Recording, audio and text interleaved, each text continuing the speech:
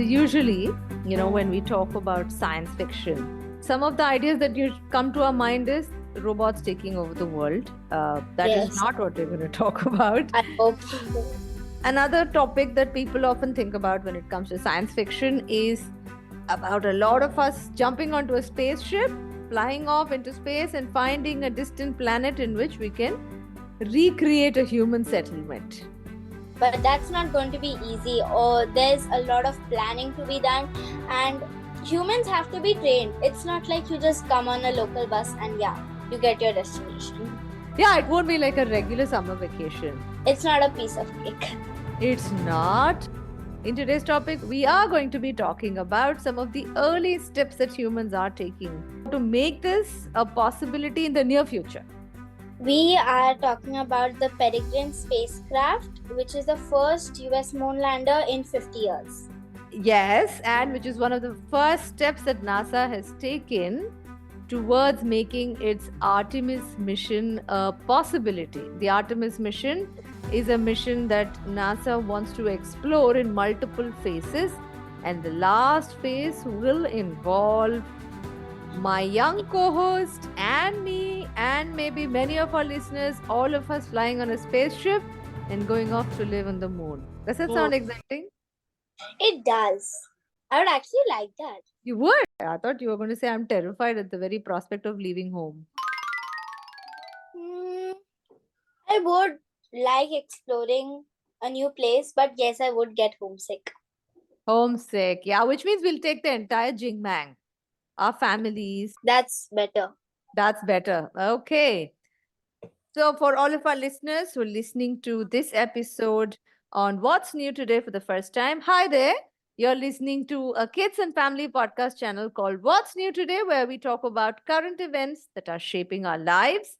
I am Sangeeta, the host of this podcast channel. In every episode, I'm joined by one curious mind, sometimes more than one curious mind also. And we take that little piece of news story and we discuss what each one of us thinks or makes of this story. In this episode, I'm joined, as you must have figured out, by one mighty chirpy 10-year-old or 11-year-old. 10, I'm still 10. You're still 10? Okay. By a 10-year-old. And let me ask her to introduce herself. Hi, I'm Isabel Abraham. I live in Mumbai. I study in Children's Academy group of schools, and I love this podcast. I am thrilled to hear that. That's the last bit. That's what I'm always waiting for. When children come and say, oh, I love this podcast. I love being on it. I love listening to it.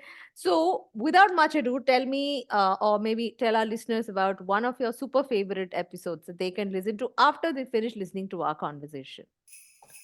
Right now, it was about the Artemis mission, and I guess you started off with a story about a man going on the moon with his friends with a huge wave. I love that introduction. That is a story written by my high and mighty science fiction author, H.G. Wells. Yes. The episode itself was very informative. Shall we make this one too informative or more interesting? More interesting. More interesting. Okay. So, what shall we start with? Shall we first tell our listeners, people who may not know what Artemis is about, tell them a little bit about it? So, the Artemis mission is a mission to put people on the moon, but it's not going to happen all at once. It's going to happen step by step. Artemis 1 has taken off and it's going to explore the moon, and it's going to take its readings back, and it's going to take the readings back to NASA. Artemis 2 is going to have astronauts in the spacecraft. They're not going to actually land on the moon. They're just going to orbit the moon. And Artemis 3 is going to have astronauts and it's going to land on the moon. Yes, thank you so much, Isabel. That was a lovely introduction to Artemis, the Mission Artemis that NASA has. But some of our listeners may also have this tiny little question at the back of their heads. We have taken man to the moon as part of Mission Apollo. NASA sent man to moon in the year 1969, and some of us may be familiar with the name Neil Armstrong, right? So why can't we just get people, get astronauts to go land on the moon? We already know what it takes to land on the moon. So do you two have the same question, Isabel? Did this question cross your head? partly of what you said, but all I know is that it needs a lot of planning. So we need another mission to go study the moon further. So, the last time when astronauts from Earth went and landed and walked on the moon, they spent very little time.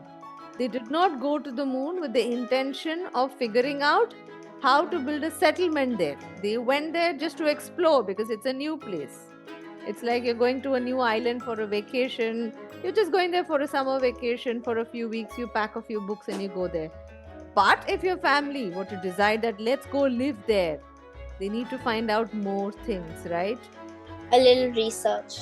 Yeah, a little bit more research. So that is the kind of planning that we are on to now, post 2020. So 2023, Mission Artemis took off. 2024 came what's called the Peregrine that Isabel was alluding to earlier. So, what is this Peregrine lander? Is NASA sending it? Why is it important to this Mission Artemis? So the Peregrine Mission 1, it was named after the fastest bird in the world, the peregrine falcon. So its intent is to deliver scientific equipment to this place on the moon called the Great Domes region.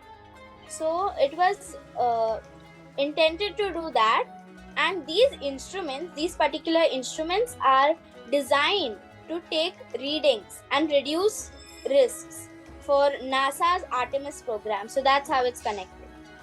Yes, and this is not being launched by NASA itself. It's launched it's being launched by a company called Astrobatic Technology. Yeah. NASA has said, you know what, we'll do some of the work, but let us also use all the technical capabilities of some others. You know, if some other company is going to send a spaceship anywhere to the moon, NASA said, why don't you also send these little reading equipments? So Peregrine was supposed to land on the moon and then use those scientific instruments, make readings, send that information back to NASA so NASA can prepare for Artemis Phase 2, which was supposed to start or which was supposed to take off from Earth in 2025. So, has this Peregrine mission been successful? This mission named after the world's fastest bird? Unfortunately, it hasn't. It suffered from a critical propellant loss due to a fuel leak. It should have like a soft touchdown, not a crash landing, which is unsure right now. So Astrobatic is abandoning its attempt to put the Peregrine mission on the moon less than 24 hours after the vehicle took flight. Were you very sad when you read all this? Yeah, it would be so nice, even if it's another country, it would be so nice to see all this happening. And yeah, I would love to go live on the moon. I'm joining you on that trip. But like Isabel very beautifully explained, Peregrine was supposed to land its lander with all the scientific instruments aboard it. But within 24 hours after it took off, the mission is more or less a failure, I guess, because if it can't charge itself, it won't have enough energy for it to go all the way into moon's orbit and then, be maneuvered. Yeah, land. If any of you has seen Chandrayaan 3's landing. So much pride for India. Yeah, it was a moment of great pride, I agree. So, but all of that careful maneuvering, if you remember the last few minutes of the touchdown, all of that requires a lot of energy. So, if Peregrine, pretty much after it had taken off from Earth's orbit and if it wasn't able to generate enough energy because it wasn't stable or it wasn't pointing in the right direction, because sorry, because most such satellites, right, when they take off, where do you think they get the energy from? Do you think they are pumped with so much fuel inside them? Is that how you think they get the power to go further, like a car that we fill with a lot of petrol and go for a long drive? I had listened to this in one episode of yours. they get their energy from oxygenate something, like they put hydrogen. But what I feel is that they get their energy from the sun. That's why it was unable to charge its battery, because it was pointed away from the sun. So I think it's solar powered. Yes, it is solar powered. I think the part you're talking about, which is liquid nitrogen Yes. that they fill, that is the fuel that you need for a spaceship to take off. Remember when So all of these giant spaceships take off, there's a lot of smoke coming out. so that's liquefied nitrogen. Yeah, for that they need fuel. But once they've taken off, right, and once they've got entered space, and thereafter, if they have to point in a certain direction and they have to keep on going, that we can't, there is no petrol bunk somewhere along the way, right, for them to go dock and fill themselves. So for that, So they always use solar energy. so the sun is their petrol pump. Yeah, the sun is the petrol pump. Unfortunately, Peregrine is not pointing towards the petrol pump. It's looking away from that petrol pump, the sun. And that is the reason why Peregrine will not be able to accomplish what it set out. So NASA's Artemis, therefore, has gotten pushed by at least a year. But what does this mean to most space scientists in the world? Do you think they'll all be, oh, it's okay, it's part of life. This is how it always is when it comes to space exploration? Yeah, like more or less, because to have one successful science experiment, you need to do a lot of trial and error before that. So I guess this is one of those instances. Okay, so those space scientists are not are unlikely to be really upset. The space scientists at Astrobiotech Technology, definitely they're going to be upset. Okay, but Isabel, the aspiring space scientist, is not very upset. No, because I'm sure that they will try more. They will Because try try until you succeed. Wow! Ha ha, nice. New Year 2024 resolution for many children. Piece of advice from 10-year-old Isabel. Try, try, try until you succeed. That brings us to the next interesting part of this episode, quiz time. There are going to be 3 questions based on what Isabel and I just spoke. Question 1, which is the world's fastest flying bird? The world's fastest flying bird is a peregrine falcon. A peregrine spacecraft is named after the world's fastest flying bird, the peregrine falcon. Question 2, Peregrine's mission is unlikely to succeed, in the sense it is unlikely to land on the moon. What is the reason for this failure?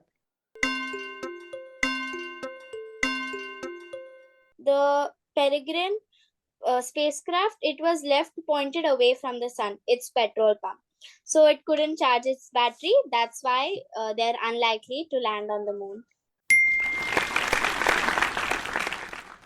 The last and the final question.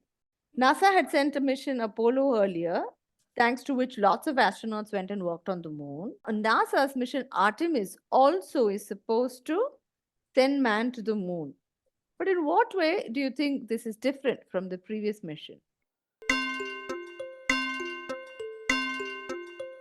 NASA's Apollo mission, its intent wasn't to send man to see what if a human settlement can be built on the moon. It was just to explore more about the moon. While NASA's Artemis mission is to see whether a human settlement can be formed on the moon. Wonderful! Isabel, as ever, it was absolutely awesome chatting with you.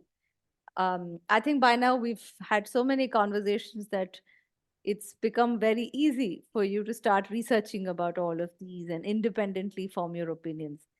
I love researching about such topics. So tell me, what was the process? Did you read a lot of articles? Did you watch videos? All the material that I sent, how helpful was that for you when you had to prepare? Well, the material that you sent was very helpful and I found that really interesting. The 2 episodes that you recommended me to listen, well, I'd already heard them, but I figured there's no harm in hearing it again. Apart from that, I had read other articles and watched other videos about space too. Wonderful.